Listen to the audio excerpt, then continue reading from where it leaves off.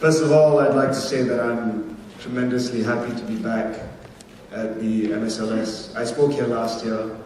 Last year, I was put in the middle between Keadilan guy Nick Nazmi and Tian Chua from the DAP. This year, the MSLS had a little more mercy for me. Gave me one guy. But I've known Tian for quite a long time, I think, since the days of Reformasi, and he's pretty formidable, so I think one's enough today. Anyway, we're talking about political maturity, change, the desire for embracing change in Malaysia.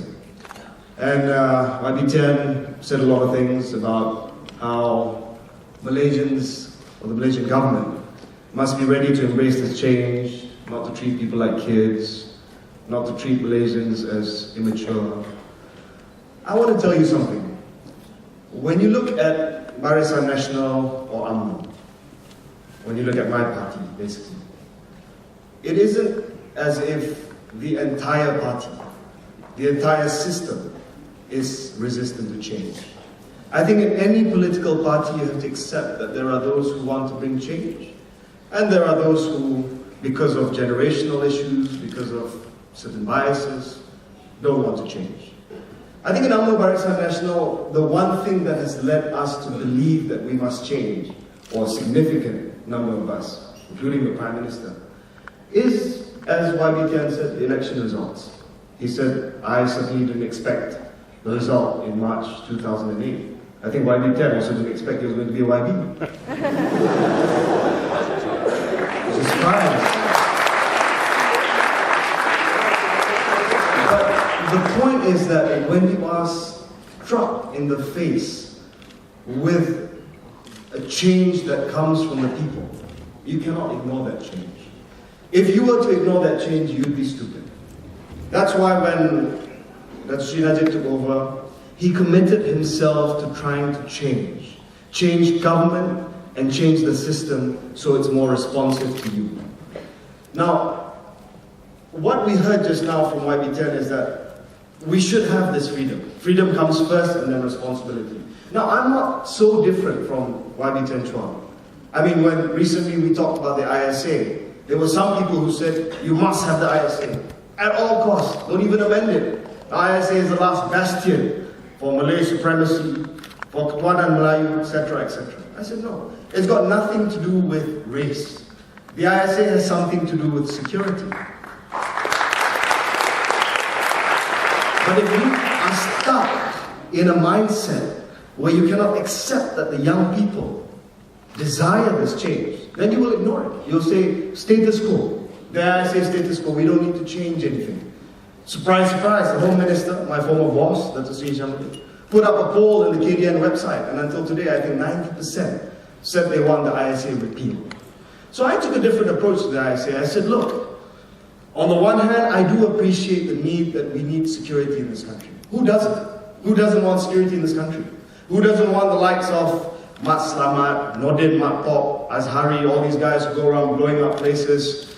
Who doesn't want them incarcerated with preventive detention?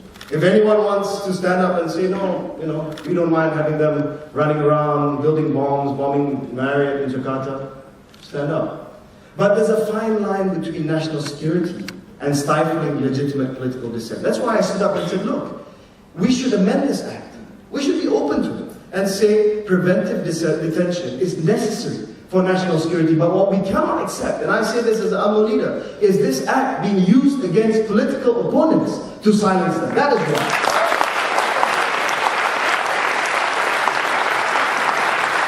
And to me, that is really what political maturity is when you're willing to stand up openly, open competition in free and fair elections, on this stage with Tian Chua.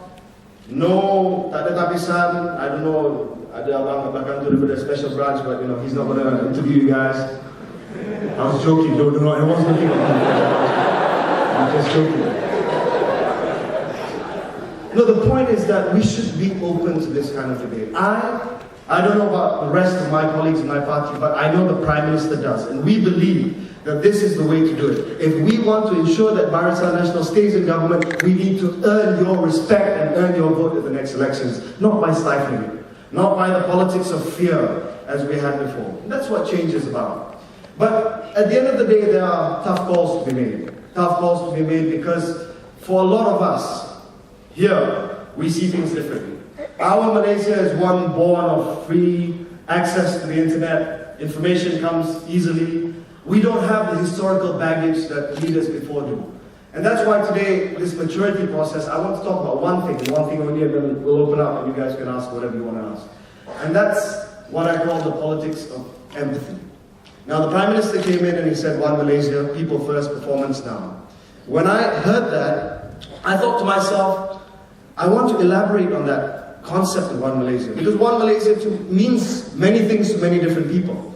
But to me, at the crux of One Malaysia, what is most important at the heart of our political discourse is this need for empathy. Empathy, basically, in a nutshell, is being able to put yourself in the place of someone else.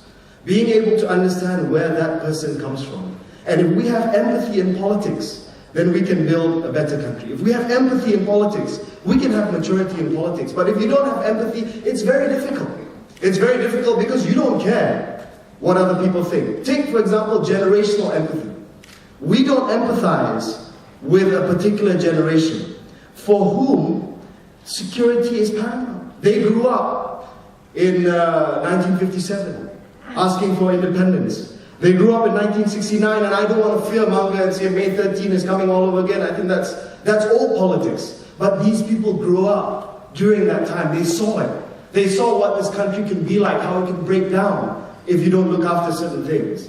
So you don't blame them if it's difficult for them to understand freedoms as we understand it today. Today we have no baggage. We have no history. Those of you in this room today, you have no baggage, no history like those before us. But they do. So we must understand that they're a little bit slow to change.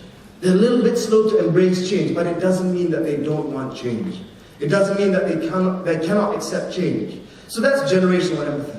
What about at the crux of it, the most important thing, which is ethnic and religious empathy? Now, for a very long time, we operate within silos. Malays, Chinese, Indians, and we have political parties that reflect that. And I don't buy the argument of the opposition saying that this is all Barisan Nasional's fault. UMNO is Malay, MCA is Chinese, MIC is Indian. The opposition also reflect this, whether they know it or not. PAS says it's a non-racial party, but it's 100% Muslim. And Muslim Malays. DAP says it's a multiracial party, but it is 85% one single ethnic group. So ethnicity cuts across everything, even though you claim that you are not ethnic based. Keadilan leadership has a better representation, but at its party membership level, it's still reflective of one society. Now, coming back to the issue of empathy and race and ethnic and religious empathy, it's whether or not you understand where the other person comes from. I always tell UMNO members, Malays, I say, look, when you have Chinese and Indians today of our generation, they don't see themselves as immigrants in this country. You cannot say, ni bangsa asing, or you cannot say, ni bangsa pendatang. These people were born in this country. Their parents were born in this country. Their grandparents were born in this country. If they're peranakan, their great-great-great-grandparents were born in this country. Some people in UMNO, their parents came from somewhere else. And they were only born in this country as first generation. So we cannot say that. We cannot say to people that they don't have a sense of belonging here, because they do. I don't think anybody here feels any different about Malaysia saying that I don't belong here. I think all of you say, this is my home. This is my home. I was born here, my parents were born here, and that's the empathy that Malays must have for non-Malays. And on the other hand, non-Malays must have this empathy. And this feeling amongst the Malay community doesn't just exist within UMNO people or Utusan Malaysia readers. It exists within a lot of Malays. That this land was once land of the Malays. Civilization on this land came from the Malacca Sultanate, which is a Malay Sultanate. The Malays in this country, at the point of independence, agreed to certain things with leaders from the non-Malay society. They struck a social contract. It may sound very outdated, unfashionable today, but that is what we agreed upon. And the Malays hold very dear to this concept that Article 153, which I'm told you're going to debate later on with Kosuku, with written questions, of course.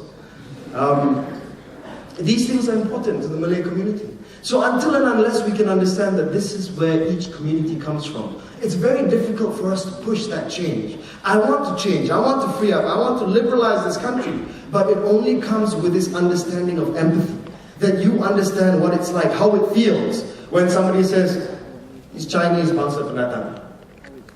How does it feel? It feels bad, because this is the only country you know. When Malaysia lawan China lawan badminton, you support Malaysia, you don't support China.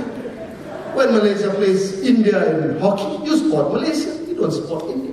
That is just a trivial but actually symbolic of the fact that you belong to this country. Similarly,